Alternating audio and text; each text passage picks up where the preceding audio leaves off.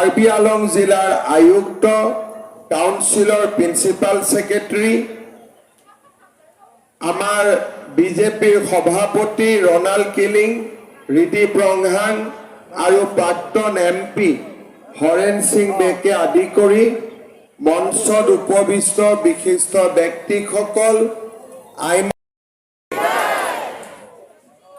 আজিৰ সভাত আমাৰ মাজত উপস্থিত কাৰ্বি আলং অট'নমাছ কাউন্সিলৰ chief executive member doctor Tuliram Ronghang, Assam বিধানসভাৰ উপাধ্যক্ষ ডক্টৰ নুমল মমিন, আমাৰ মন্ত্ৰী Nandita Gorlosa, Raju Tisso chairman council, Abhijit Kro' deputy chairman council, সন্মানীয় বিধায়ক বিদ্যা সিং ইংলেণ্ড, দৰসিং ৰংহাং, ৰূপ সিং তেৰণকে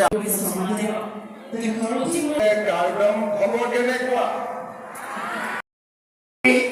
ভেকেণ্ট প্লেচ থাকিব, তাকো আমি পাৰ্কিং হিচাপে ব্যৱহাৰ কৰি কেঞ্চাৰ হস্পিটেল উদ্বোধন কৰিলো।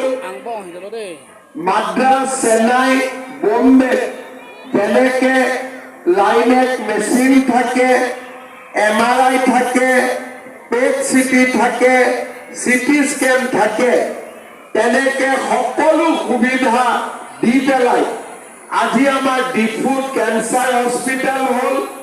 এতিয়া আমাৰ কাৰ্বি আলঙৰ কেঞ্চাৰ পেচেণ্টে আজি আমি ইয়াতে 365 কোটি টকা ব্যয় কৰি আমি আধাৰশিলা কৰিছো।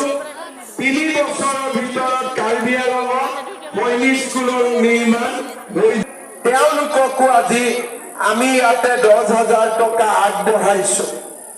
আপোনালোকে কওক, আগতে কংগ্ৰেছৰ গভৰ্ণমেণ্ট থাকোঁতে আমাৰ কাৰ্বি আলঙত ইমান কাম হৈছিলে নেকি কেতিয়াবা?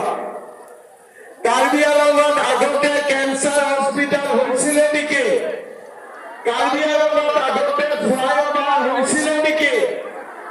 আজি আপোনালোকে মোক কওক, কাৰ্বি আলঙত আৰু আজি আমাৰ আগতে কংগ্ৰেছ থাকোঁতে কাৰ্বি আৰু ডিমাচা কুৰুচা সকলে চৰকাৰৰ পৰা সহায় পাইছিলে নেকি? আগতে কোনেও চৰকাৰৰ পৰা সহায়, আজি গুৱাহাটীত যেনেকে ফ্লাইঅভাৰ হৈছে তেনেকে আমাৰ ডিফুত ফ্লাইঅভাৰ হৈছে। দূৰ দূৰণিলৈকে আজি Karbi আলঙত Aman gini lu, cinta. Ini lau lah. Itu ni. Aing leh baju. Rong haso bagi ni. Oh, cipta harus soi puluh. Ini jarang sepuh.